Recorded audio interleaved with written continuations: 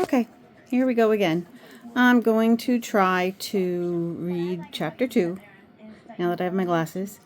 Some objections. If they are the foundation, I had better stop to make the foundation firm before I go on. Some of the letters I have had show that a good many people find it difficult to understand just what the law of human nature, or moral law, or rule of decent behavior is. For example, some people wrote to me saying, "Isn't what you call the moral law simply our herd instinct, and hasn't it been developed just like all our other instincts?"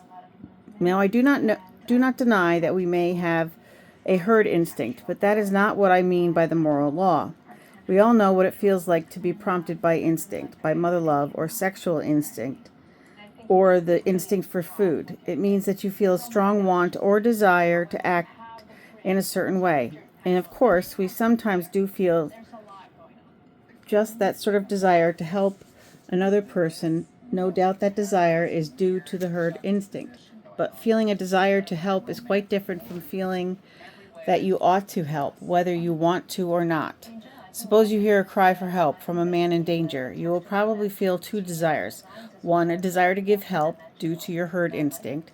The other, a desire to keep out of danger, due to the instinct for self preservation. But you will find inside you, in addition to. Thank you so much, Napoleon. You're being very helpful. Due to these two impulses, a third thing which tells you that you ought to follow the impulse to help and suppress the impulse to run away.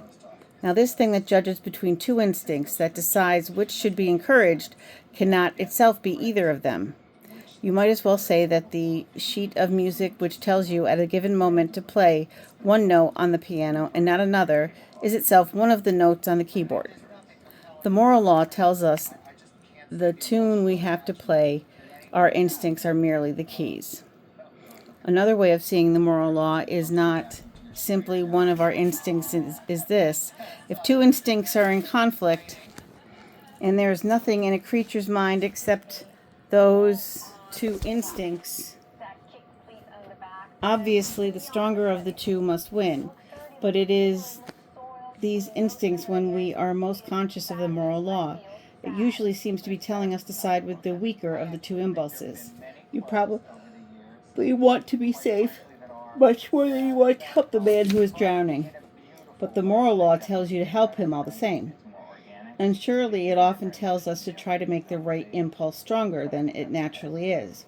I mean, we often feel it our duty to stimulate the herd instinct by waking up our imaginations and arousing our pity, and so on, so as to get up enough steam for doing the right thing. But clearly, we are not acting from instinct when we set about making an instinct stronger than it is.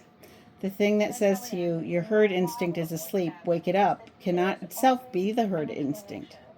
The thing that tells you which note on the piano needs to be played louder cannot itself be that note. Here is a third way of seeing it. If the moral law was one of our instincts, we ought to be able to point on some one impulse inside us which was always what we call good, always in agreement with the rule of right behavior. But you cannot. There is none of our instincts which the moral law may not sometimes tell us to suppress, and none which it may not sometimes tell us to encourage. It is a mistake to think that some of our impulses, say mother love or patriotism, are good, and others, like sex or the fighting instinct, are bad. All we mean is that the occasions on which the fighting instinct or the sexual desire need to be restrained are rather more frequent than those of restraining mother love or patriotism. But there are situations in which it is the duty of a married man to encourage his sexual impulse, and of a soldier to encourage the fighting instinct. There are also occasions on which a mother's love for her own children or a man's love for his own country have to be suppressed, or that will lead to unfairness towards other people's children or countries. Strictly speaking, there are no such things as good and bad impulses. Think once again of a piano. It has not got two kinds of notes on it, the right notes and the wrong notes. Every single note is right at one time and wrong at another. The moral law It's not any one instinct or set of instincts. It is something which makes a kind of tune, the tune we call goodness or right conduct, by directing the instincts. By the way, the point is of great physical consequence. The most dangerous thing you can do is to take any one impulse of your own nature and set it up as the thing you ought to follow at all costs.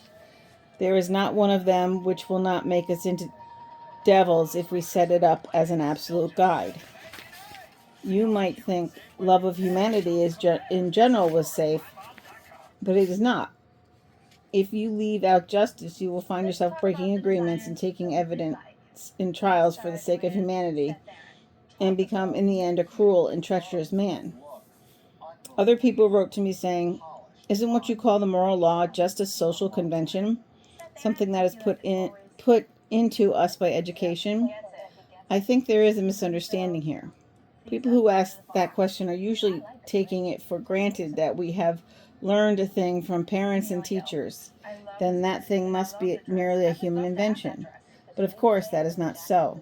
We all learned the multiplication table at school. A child who grew up alone on a desert island would not know it. But surely it does not follow that the multiplication table is simply a human convention, something human beings have made up for themselves and might have made different if they had liked. I fully agree that we learn the rule of decent behavior from parents and teachers and friends and books as we learn everything else. But some of the things we learn are mere conventions which might have been different. We learn to keep to the left of the road, but it might just as well have been the rule to keep to the right. Well, it is here. And others of them, like mathematics, are real truths. The question is to which class the law of human nature belongs. There are two reasons for saying it belongs to the same class as mathematics. The first is, as I said in the first chapter, that though there are differences between the moral ideas of one time or country and those of another, the differences are not really very great, not nearly as great as most people imagine, and you cannot recognize the same law running through them all, whereas mere conventions like the rule of the road or the rule or the kind of clothes people wear may differ to any extent. The other reason is this: when you think about these differences between the morality of one people and another, do you think that the morality of one people is even better or worse than the other? Have any of the changes been improvements?